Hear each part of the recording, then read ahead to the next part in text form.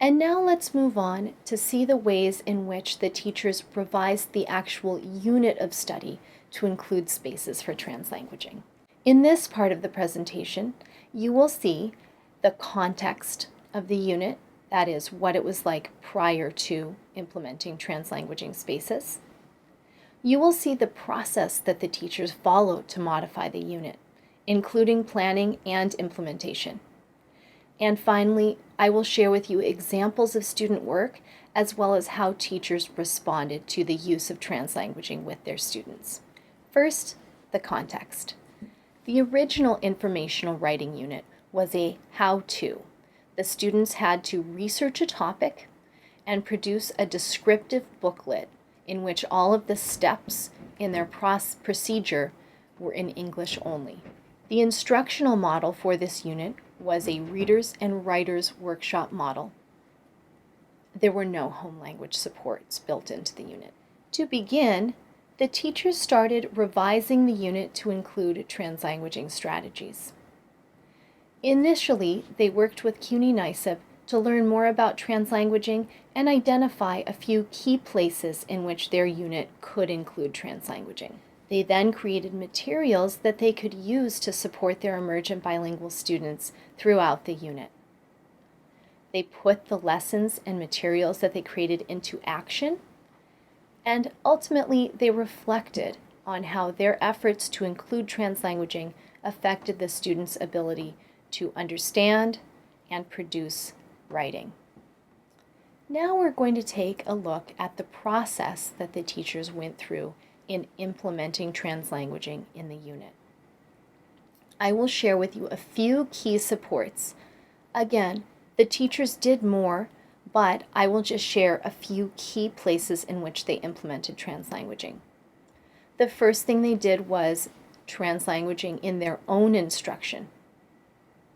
The next thing they did was use multilingual materials for students to plan and pre-write. Then you will see how they use technology and multilingual resources for the students to use in research. And finally, I will share with you how the teachers implemented translanguaging in group work. So the first support, as I said, is the actual use of translanguaging in direct instruction.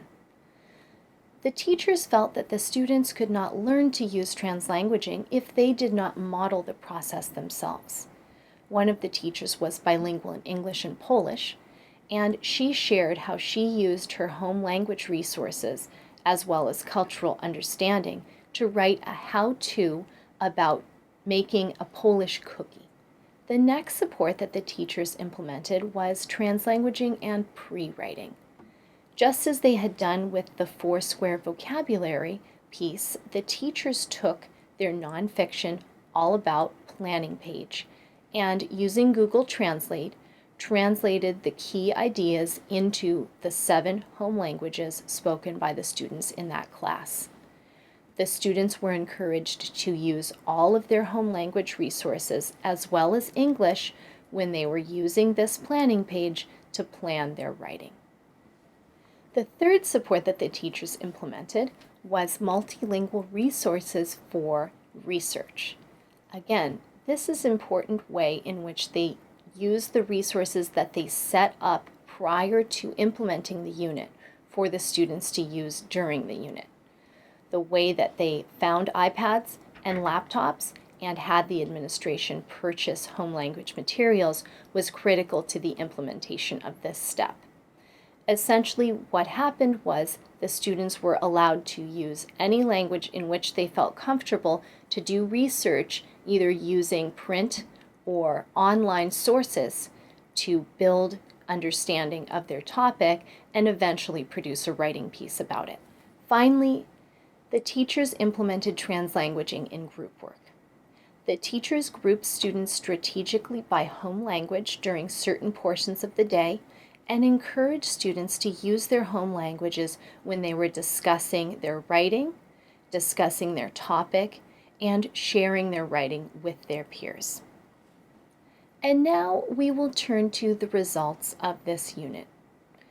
You will now see the initial sample that one of the students in the class was able to produce. You will see the way the student used his home language and English to plan his work. You will then see the student's final product.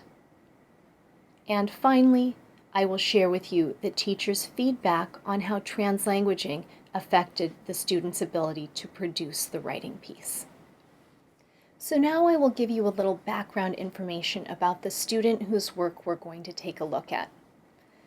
The student's home language is Mandarin Chinese. He has a grade level education in his home country, but he's just arrived to the United States this year. He was identified on the NYSIEB as being entering in terms of his English proficiency, and the student is able to write short sentences in English using sentence starters. He relies heavily on translation and copying from sources in English. And now I will share with you what the student did in his home language and English during pre-writing. The student used internet-based research and translation tools to build background knowledge on his topic, which was drawing. The student used home language sources, again, print and internet-based. And the student used both languages in planning and pre-writing. If you take a look at the student's planning page, you will see that this is the case. Finally, the student translated anything on his planning page that he had written in his home language into English using online translation tools. Finally, he presented his work to his teacher and to classmates. And we will see how he did. As the teacher shared, translanguaging truly allowed the student to produce a writing piece. She said that when he presented his work to the class, it gave him a sense of pride and confidence to be able to do that in English. Now that you've seen an example of how two teachers in an ENL/ESL co-taught 6th grade classroom implemented translanguaging in one of their units, we will ask you to think about ways in which you might be able to do the same in one of your units. So, let's go back to the guide and turn to a partner or a small group and think about how you envision using the guide in your planning and practice. Now, in your same group, focus on one instructional unit that aligns with your grade level or your content area.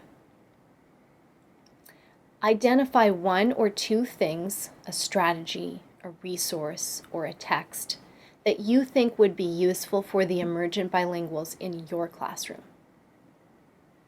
Maybe there's a strategy you can take as is, or maybe there's one that requires modification for your teaching context. Now, brainstorm what you need to implement the strategy. Materials, modified instructional approach, different student grouping, or maybe something else. Last but not least, share your ideas with a colleague. Thank you, and I hope that you found this presentation very useful.